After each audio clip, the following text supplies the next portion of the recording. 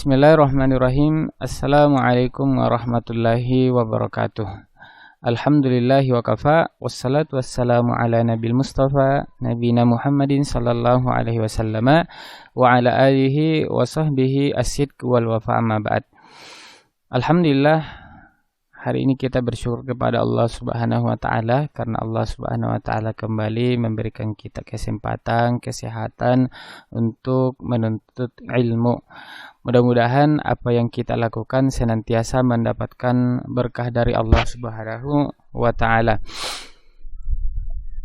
Pemirsa, insyaallah pada kesempatan kali ini kita akan melanjutkan materi tentang fikih pernikahan, yang mana sebelumnya kita telah membahas tentang hukum-hukum pernikahan. Kemudian kita juga sudah membahas tentang tata cara meminang serta siapa saja yang boleh dipinang dan tidak boleh dipinang. Maka insyaallah pada kesempatan kali ini kita akan membahas tentang mahram, kafa'ah, syarat dan rukun nikah serta mahar insyaallah. Baik, yang pertama sebelum kita lanjutkan ke pembahasan materi, beberapa hal yang ingin kita pahami hari ini adalah antara lain pengertian mahram. Kita berusaha untuk hari ini memahami pengertian mahram dengan baik. Kemudian sebab seseorang bisa menjadi mahram kita apa saja. Ada yang tadinya dia bukan mahram kita, dia bisa saja menjadi mahram kita di kemudian hari. Ada juga yang dia dia bisa jadi menjadi mahram kita yang selama-lamanya, artinya tidak ada lagi kesempatan untuk menikah dengan dia. Ada juga orang yang dia berstatus mahram kita, tapi suatu hari nanti bisa jadi dia bukan lagi mahram kita. Nanti insyaallah kita akan bahas. Kemudian insyaallah hari ini kita juga akan bahas tentang kafa'ah. Konsep kafa'ah itu apa yang dimaksud dengan kafa'ah, kemudian seperti apa sesungguhnya konsep kafa'ah dalam Islam. Kemudian insyaallah kita juga akan berusaha untuk menganalisis konsep mahar dalam Islam seperti apa. Baik, yang pertama kita akan bahas tentang mahram. Jadi pada hakikatnya mahram itu adalah seseorang, baik dia laki-laki maupun perempuan, yang haram untuk kita nikahi. Jadi konsep mahram itu dia adalah seseorang yang haram untuk kita nikahi. Kadang-kadang muncul pertanyaan, perbedaan antara mahram dengan muhrim itu apa? Atau apakah mahram dan muhrim itu sama? Sesungguhnya mahram dan muhrim itu adalah dua istilah yang berbeda. Mahram itu artinya seseorang yang haram untuk kita nikahi, sementara muhrim artinya orang yang sedang melakukan perjalanan ihram. Jadi ketika ada yang sementara berangkat haji kemudian dia melakukan ihram, maka dia berstatus sebagai muhrim, orang yang sedang melakukan ihram seperti itu. Nah, kemudian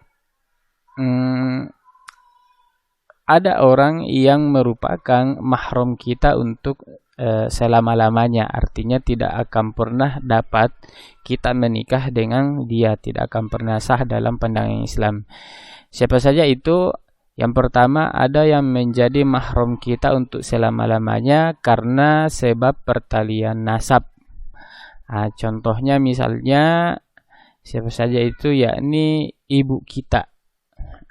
Bagi laki-laki, ibunya merupakan mahram yang selama-lamanya, artinya tidak akan pernah bisa menikah dengan ibu. Kemudian ibunya ibu, yakni nenek. Kemudian ibunya ibu, neneknya ibunya nenek. Begitupun pula orang yang memiliki pertalian nasab dengan kita ke bawah, yakni anak kita, anak kandung kita, itu tidak boleh kita nikahi. Anaknya anak kita, anaknya kita, itu tidak boleh kita nikahi. Itu adalah mahram kita untuk selama-lamanya. Siapa saja yang masih termasuk dalam mahram karena nasab ini, termasuk tante kita, bibi dalam hal ini, baik dia adalah saudarinya ibu kita atau dia adalah saudarinya ayah kita, dia juga haram untuk kita nikahi selama-lamanya. Begitupun sebaliknya bagi perempuan haram menikahi om kandungnya, ya om dari saudara kandung dari bapaknya atau saudara kandung dari ibunya, itu haram untuk dia nikahi.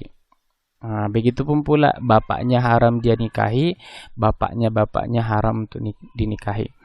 Anak laki-lakinya haram untuk dinikahi, kemudian anak laki-laki dari anaknya juga haram untuk dinikahi.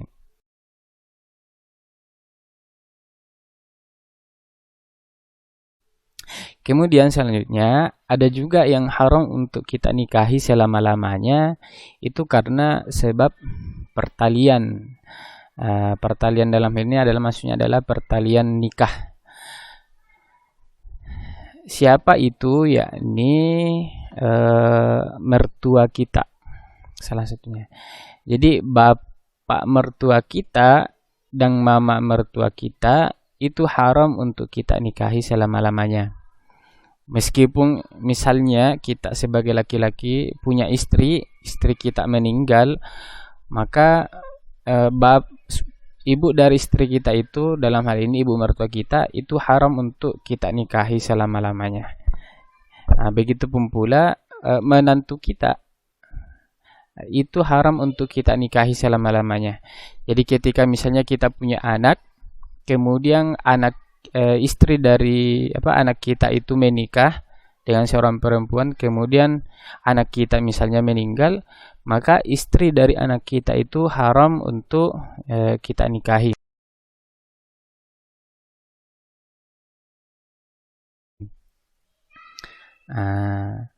Kemudian ada pula wanita yang haram untuk kita nikahi selama-lamanya, itu karena sebab istilahnya radha'ah.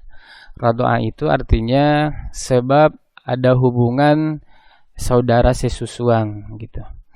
Siapa saja yang termasuk dalam hal ini, yakni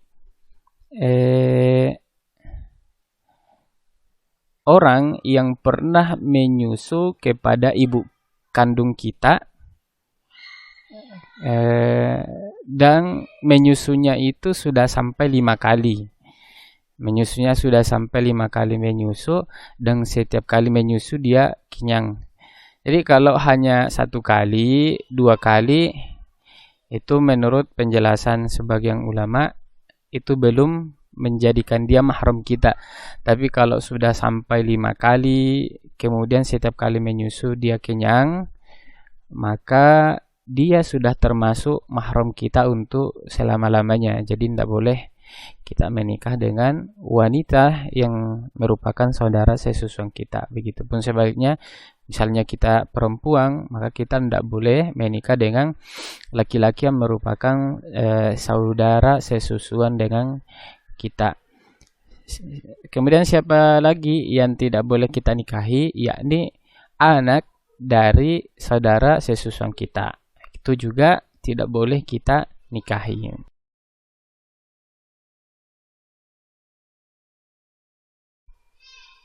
Kemudian di sini yang terakhir, wanita yang tidak boleh kita nikahi untuk selama-lamanya, haram untuk kita nikahi selama-lamanya adalah wanita yang sudah pernah kita li'an. Nauzubillah.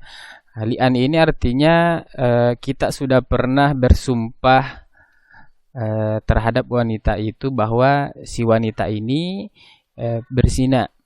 Ambil satu contoh, misalnya seorang laki-laki punya istri. Laki-laki ini menuduh atau mungkin memergoki istrinya berselingkuh, berzina. Kemudian dia bersumpah kepada orang lain bahwa istrinya ini berselingkuh atau berzina dalam hal ini. Misalnya dia bersumpah, saya bersumpah wanita ini, maksudnya istrinya, dia telah berzina. kemudian dia mengulanginya sampai 3 kali, saya bersumpah bahwa wanita ini berzina, saya bersumpah bahwa wanita ini berzina, maka sudah terjadi li'an, otomatis laki-laki dan perempuan ini sudah sah cerai dengan istrinya dan tidak boleh lagi menikah untuk selama-lamanya. Meskipun suatu hari nanti misalnya laki-laki ini kembali jatuh cinta kepada istrinya dan ingin rujuk balikan, itu tetap tidak boleh karena dia sudah terputus dengan li'an itu. Haram menikah untuk selama-lamanya kembali. Kemudian selanjutnya kita akan bahas tentang mahram sementara. Jadi kalau ada wanita yang merupakan bukan mahram kita, ada juga wanita yang statusnya adalah mahram kita selama-lamanya, ternyata ada juga wanita yang statusnya itu dia adalah mahram kita tapi hanya sementara. Artinya masih ada kesempatan suatu hari nanti kita bisa menikah dengan dia ketika penghalangnya dalam hal ini hilang, seperti itu. Siapa saja mahram sementara bagi kita? Yang pertama itu adalah perempuan yang sedang memiliki suami. Ya, yang jelas. Ketika perempuan itu sedang memiliki suami, maka haram bagi kita untuk menikah dengan perempuan itu. Jadi dia adalah mahram kita, haram untuk kita nikahi. Ya, kemudian kalau misalnya wanita itu bercerai dengan suaminya, baik itu cerai karena suaminya meninggal atau cerai karena memang suaminya menceraikan dia, statusnya misalnya dalam hal ini sudah janda dan habis masa iddahnya, maka boleh kita nikah dengan wanita tersebut. Itulah kenapa dia disebut dengan mahram sementara, karena tadinya dia adalah mahram kita ketika penghalangnya, dalam kita pakai bahasa penghalang, ketika penghalangnya sudah hilang maka dia bukan lagi mahram bagi kita. Tapi bukan berarti laki suaminya itu kita anggap penghalang untuk mendapatkan dia. Sebisa mungkin jangan berharap menjadi suami dari perempuan yang sudah bersuami. Maksud saya adalah jangan berharap merebut istrinya orang gitu. Baik, selanjutnya kita lanjut bahas siapa lagi nih yang termasuk mahram sementara untuk kita, yakni wanita yang telah ditalak 3. Saya ambil satu contoh kasus. Misalnya namanya adalah Ridwan, misalnya Ridwan. Kemudian dia punya istri namanya Halimah. Kemudian kasusnya Ridwan ini sudah menalak istrinya. Kalau sudah ditalak 1 kali itu berarti sudah jatuh talak 1. Kemudian anggaplah Ridwan kembali rujuk sama istrinya nih. Maka balikan, tapi kasusnya si Ridwan kembali menceraikan istrinya itu karena satu hal lah, mungkin marah, berarti itu sudah jatuh talak 2. Tapi kemudian karena masih saling mencintai misalnya, akhirnya balikan lagi. Setelah balikan ternyata pisah lagi, jadi sudah jatuh 3 kali talak alias talak 3. Kalau sudah seperti ini maka Ridwan dan istrinya tadi si Halimah ini itu tidak boleh balikan lagi, haram untuk balikan, seperti itu. Terus apakah ini berarti selama-lamanya memang sudah tidak bisa balikan lagi? Tidak. Si Halimah dan si Ridwan ini masih bisa balikan dengan syarat si Halimah ini harus menikah dengan laki-laki lain. Kemudian melakukan hubungan layaknya suami istri, hubungan biologis. Kemudian Halimah ini bercerai dengan suami keduanya itu, barulah si Halimah ini boleh balikan dengan si Ridwan. Jadi statusnya si Halimah tadi ini adalah mahram sementara bagi si Ridwan. Ketika si Halimah sudah menikah, berhubungan badan dan cerai dari suami keduanya, barulah dia boleh balikan dengan si Ridwan. Bolehlah menikah kembali dengan si Ridwan. Tapi ini perlu diingat bahwa tidak boleh kita mengada-ngada. Misalnya kita buat kerjasama, kasusnya Ridwan tadi nih. Misalnya karena si Ridwan masih mencintai si Halimah, akhirnya Ridwan menyewa laki-laki kerjasama nih, mengatakan bahwa wahai Fulan, nikahi si Halimah dulu, habis itu ceraikan dia, nanti saya kasih bayaran misalnya, ataupun gratis, anggaplah misalnya si Ridwan ini minta tolong ke temannya, maka ini kasusnya tidak boleh, karena pada hakikatnya pernikahan itu tidak boleh ada niat dalam diri kita untuk berpisah dari istri kita. Jadi tidak boleh menjalin kerjasama seperti ini, sengaja menikah dengan perempuan itu dengan niat suatu hari nanti saya akan ceraikan dia. Itu haram dalam Islam gitu. Balik, siapa lagi nih mahram sementara untuk kita? Termasuk mahram sementara untuk kita itu adalah saudari atau tante atau keponakan dari istri kita. Jadi saudari dari istri atau saudari dari istri kita itu haram untuk kita nikahi. Dalam hal ini adalah ipar. Ya, jadi ipar kita itu haram untuk kita nikahi, tapi statusnya adalah sementara. Ketika misalnya kita bercerai dengan istri kita atau istri kita meninggal, maka kita sudah bisa menikah dengan saudari dari istri kita tadi itu, ipar kita tadi itu. Kita boleh menikah dengan ipar kita tadi itu ketika kita tidak lagi berstatus sebagai suami dari si perempuan yang tadi.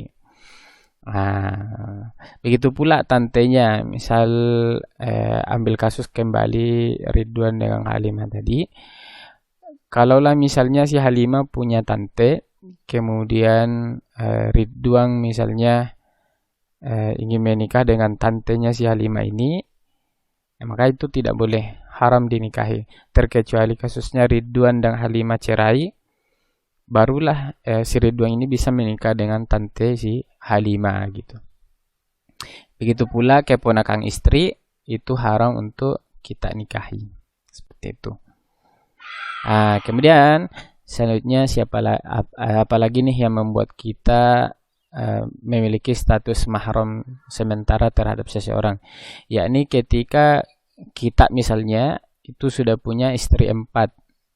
Kalau kita sudah punya 4 istri, keempat-empatnya masih berstatus istri kita, maka semua perempuan di dunia ini itu adalah mahram sementara untuk kita.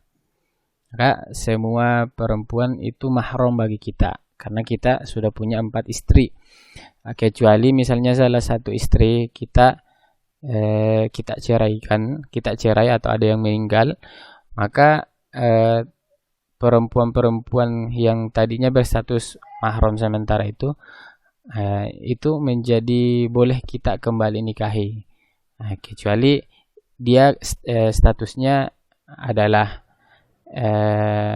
mahram selamanya atau mahram sementara yang sudah kita bahas tadi itu. Kalau perempuan-perempuan biasa, dia sudah boleh kita nikahi kembali.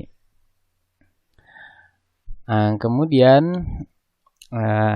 siapa lagi nih wanita yang berstatus mahram sementara untuk kita, yakni adalah perempuan atau kalau kita perempuan, maka dalam hal ini adalah laki-laki yang haram kita nikahi untuk sementara adalah laki-laki yang berbeda agama. Jadi orang yang berbeda agama dengan kita atau non-muslim ini itu haram untuk kita nikahi. Tapi statusnya hanya sementara. Ketika dia sudah berubah menjadi seorang muslim, dia mu'allaf, maka dia boleh kita nikahi. Seperti itu. Baik.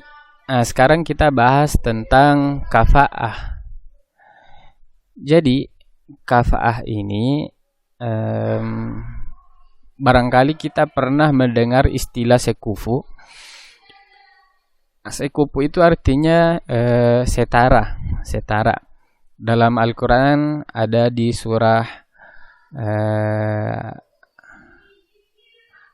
Al-Ikhlas, walam yakul lahu kufuwan ahad, dan tidak ada yang setara dengan Allah. Jadi sekufu atau kafaah itu artinya setara.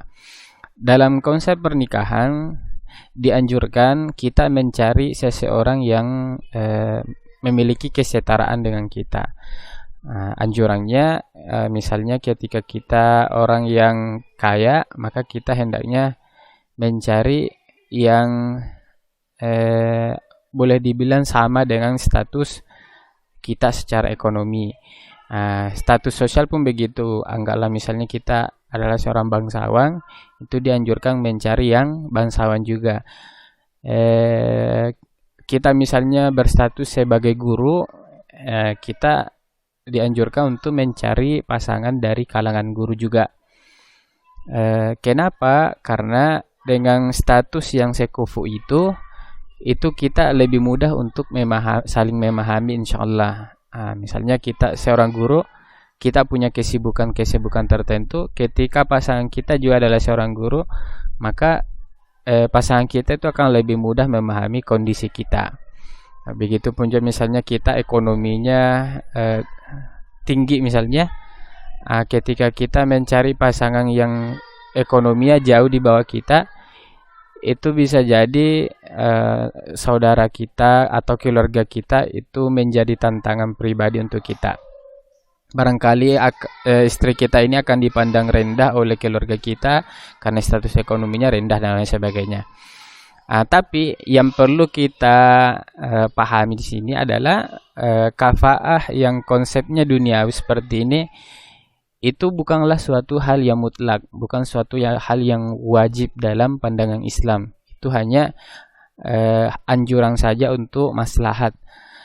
Namun kafaah yang wajib itu adalah kafaah dalam segi agama. Jadi dalam Islam wajib agama kita itu sekufu, artinya wajib orang yang kita nikahi itu adalah sama dengan kita, yakni sama-sama Islam. Tidak boleh kita menikah dengan seseorang yang dia bukan berstatus sebagai orang Islam atau memiliki agama selain Islam. Maka itu haram karena tidak sekufu dalam segi agama. Di konsep Islam mesti kita menikah dengan seseorang yang sekufu agamanya dengan kita. Baik. Selanjutnya kita bahas nih tentang rukun nikah. Rukun nikah ini penting untuk dibahas. Kenapa? Karena ketika satu di antara rukunnya itu tidak ada, maka pernikahan itu tidak sah. Kalaulah pernikahannya tidak sah, maka fatal akibatnya. Jangan sampai suami istri ini melakukan hubungan biologis, maka jatuh hukum zina atas mereka karena pernikahannya tidak sah. Maka kita bahas rukun nikah itu apa saja. Jadi rukun nikah itu ada 5. Yang pertama mesti ada calon suami, kemudian kedua mesti ada calon istri, kemudian mesti ada wali dari si perempuan itu. La nikaha illa biwaliyi. Tidak ada pernikahan kecuali tanpa wali dari si perempuan ini. Kemudian mesti ada 2 orang saksi, kemudian mesti ada ijab qabul. Jadi ini penting karena masyarakat kita kadang melihat di sosial, kadang-kadang ada yang nikah lari istilahnya. Nikah lari itu istilahnya kawin lari. Jadi anggaplah misalnya orang tuanya tidak merestui,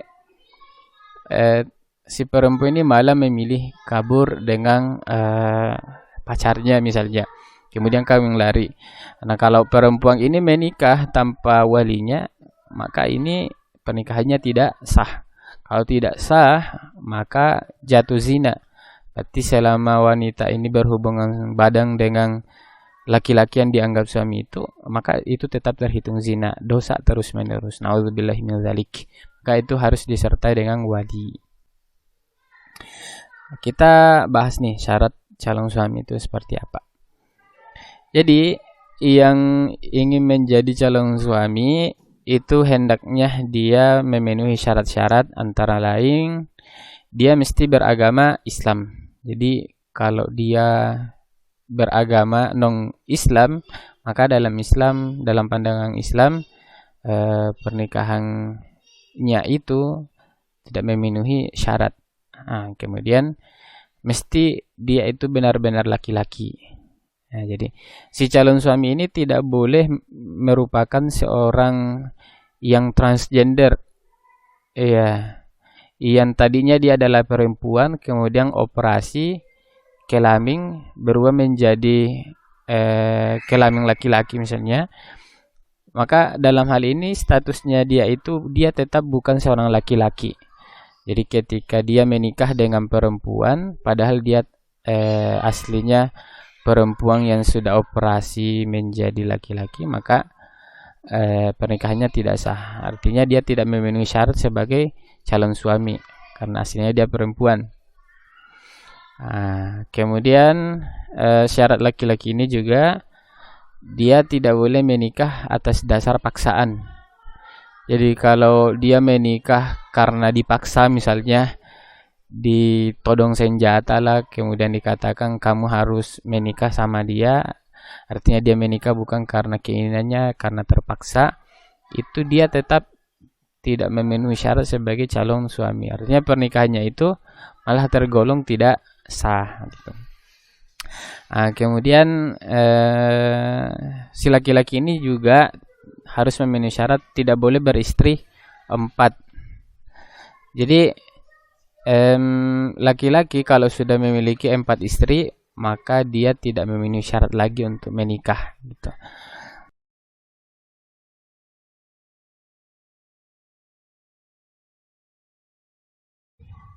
Kemudian syarat untuk menjadi calon istri.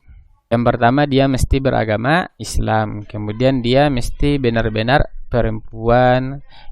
Dia harus mendapat izin menikah dari walinya. Jadi kalau tidak diizinkan oleh walinya, maka dia tidak akan punya wali, maka haram untuk menikah gitu. Kemudian wanita yang menjadi calon istri itu tidak boleh dia orang yang statusnya sementara, orang yang dalam masa iddah.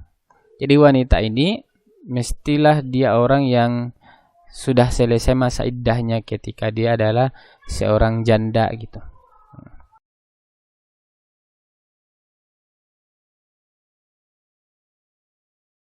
Yakni syarat wali.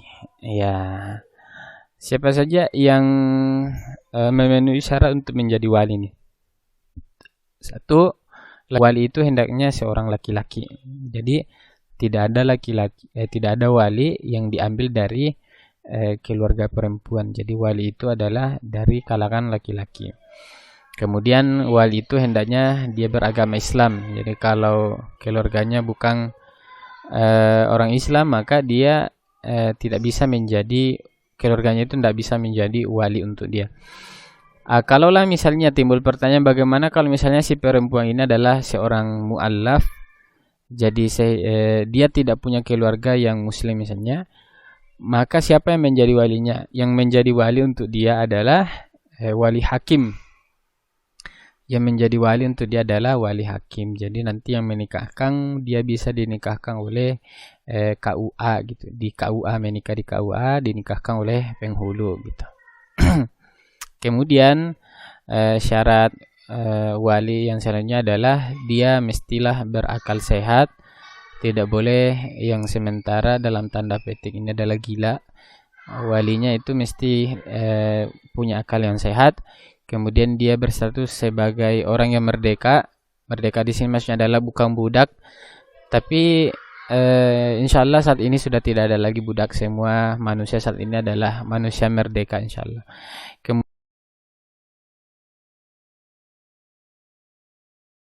Kemudian selanjutnya syarat saksi. Siapa saja nih yang boleh menjadi saksi? Yang pertama, dia mesti 2 orang laki-laki. Nah, jadi kalau dari kalangan perempuan saksinya itu tidak boleh. Yang menjadi saksi itu mestilah seorang laki-laki. Kemudian dia mesti beragama Islam. Jadi tidak boleh mengambil saksi dari non-muslim. Kemudian mestilah seorang yang dewasa atau balik. Kemudian berakal sehat, merdeka dan adil. Kemudian si saksi ini mestilah dia orang yang bisa memahami bahasa yang akan digunakan ketika akad atau ijab kabul itu terjadi. Kalau misalnya akadnya nanti itu akan berbahasa Arab, maka si saksi ini mestilah orang yang bisa memaknai bahasa Arab, paham apa yang akan diucapkan antara orang yang ijab kabul nanti itu. Jadi syaratnya saksi itu mesti paham bahasa orang yang akan melakukan ijab kabul. Kemudian saksi itu mestilah orang yang tidak sementara melakukan ihram, baik itu ihram haji ataupun umroh. Kemudian saksi itu mesti hadir pada saat ijab kabul. Ya, tidak boleh misalnya ijab kabulnya terjadi di anggaplah dalam masjid, ya kemudian saksinya itu ada di pasar. Nah, tidak boleh. Jadi saksinya itu harus hadir ketika pelaksanaan ijab kabul itu sedang terjadi gitu. Nah, kemudian syarat ijab kabul. Nah, ini. Jadi ijab kabul itu mestilah menggunakan kata-kata yang bermakna serah terima. Ya, jadi dia mau menggunakan bahasa Arab boleh, bahasa Indonesia boleh, bahasa Mandar, Bugis, Jawa, semua bahasa boleh digunakan. Yang penting makna dalam ijab kabul itu ada serah dan terima antara si walinya perempuan dengan mempelai laki-laki gitu. Kemudian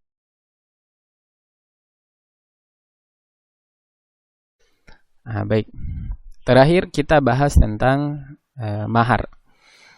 Apa itu mahar? Ya, mahar itu biasa kita juga sebut dengan istilah mas kawin, yakni pemberian yang wajib. Wajib. Jadi wajib statusnya. Siapa yang wajib memberikan? Yakni calon suaminya kepada si calon istri. Jadi mahar ini adalah pemberian wajib oleh si laki-laki kepada perempuan yang ingin dia jadikan sebagai pendamping hidup. Jadi statusnya mahar itu adalah wajib meskipun bukan rukun, tapi ketika mahar tidak ada, maka statusnya berdosa bagi laki-laki kalau tidak menunaikan mahar. Apapun itu maharnya, setidaknya dia ada maharnya gitu. Ya, walaupun andai kata maharnya hanyalah 1 gelas air putih, setidaknya ada gitu. Terus kadang-kadang nih kita dihadapkan sebetulnya mahar yang bagus itu seperti apa? Apakah mahar yang paling sedikit itulah yang bagus, atau mahar semakin banyak maharnya semakin bagus?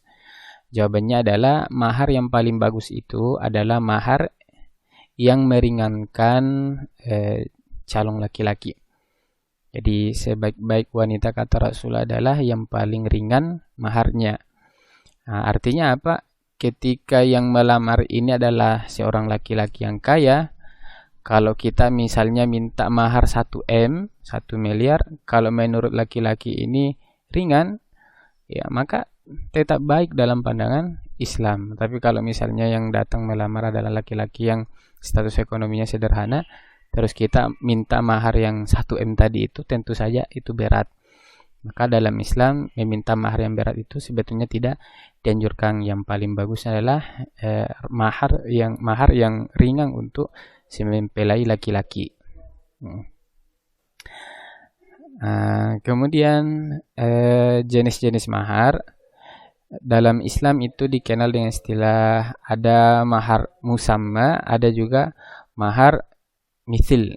Ya, mahar musamma itu yakni mahar yang jenis dan jumlahnya itu disebutkan saat akad nikah berlangsung. Jadi kadang-kadang kita dengar pernikahan nih, ya saya nikahkan engkau wahai fulan dengan si fulana binti fulan dengan mas kawin, misalnya dengan mas kawin emas seberat 2 kilogram ya misalnya gitu.